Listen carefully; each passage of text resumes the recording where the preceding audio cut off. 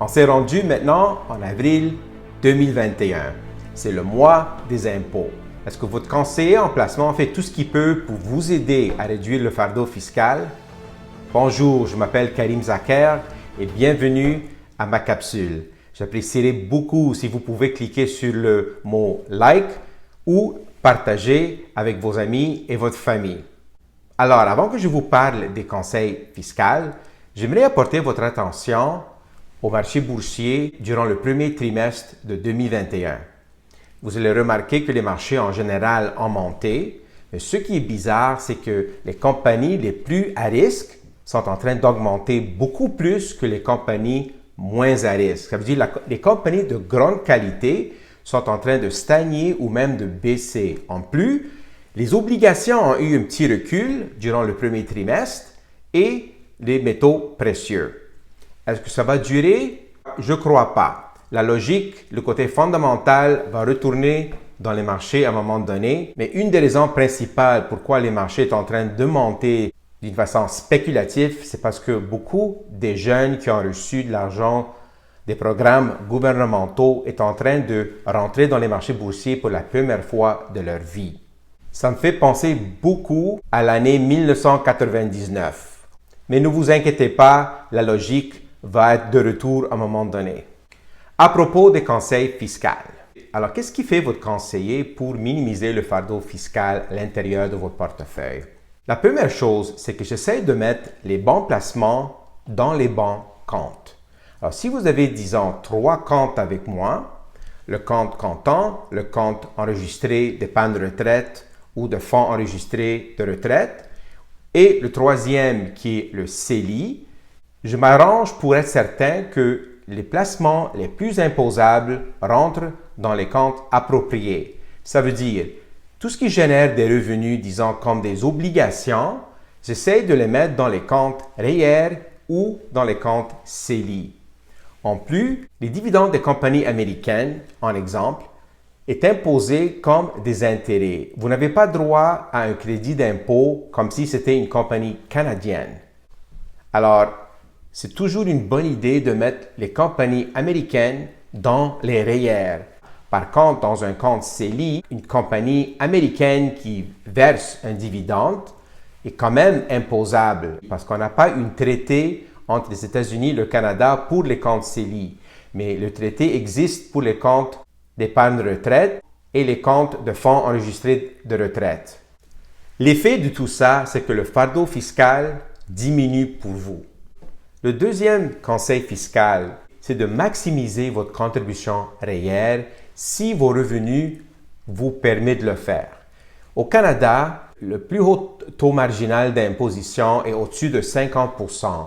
En faisant une contribution de 10 000 $ dans votre compte REER, dans ce cas-ci, ça va vous sauver aux alentours de 5 000 $ d'impôts.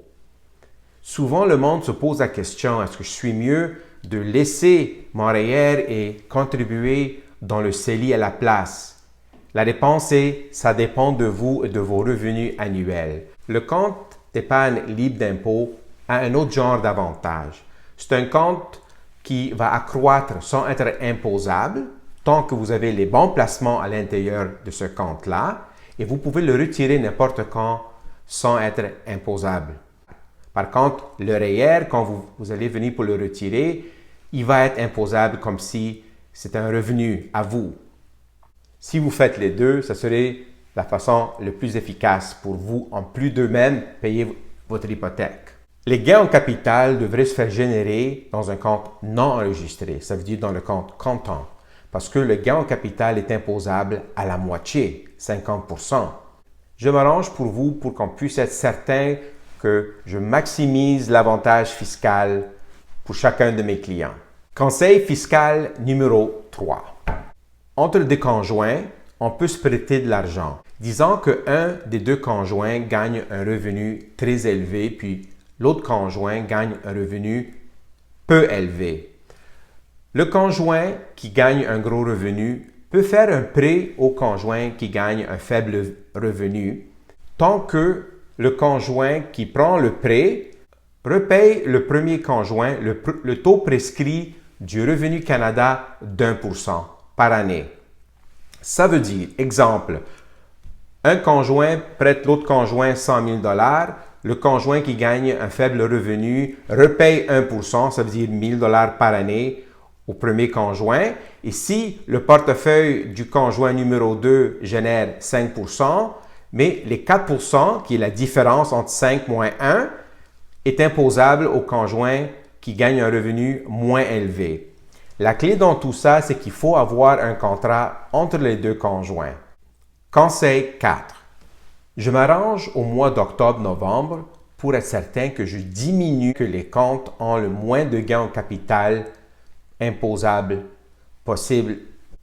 Par contre, si le client décide de vendre une propriété et fait un gain en capital à l'extérieur de 500 000 $, avisez-moi parce que je vais m'arranger pour vous aider de réduire l'impact fiscal. Je vais m'arranger pour qu'on puisse prendre des pertes en capital dans votre portefeuille qui va aller contre le gain en capital de la vente de la propriété et je suis capable de racheter des positions à l'intérieur du portefeuille après 30 jours. Et le dernier conseil fiscal, numéro 5, c'est de considérer d'acheter des actions accréditives.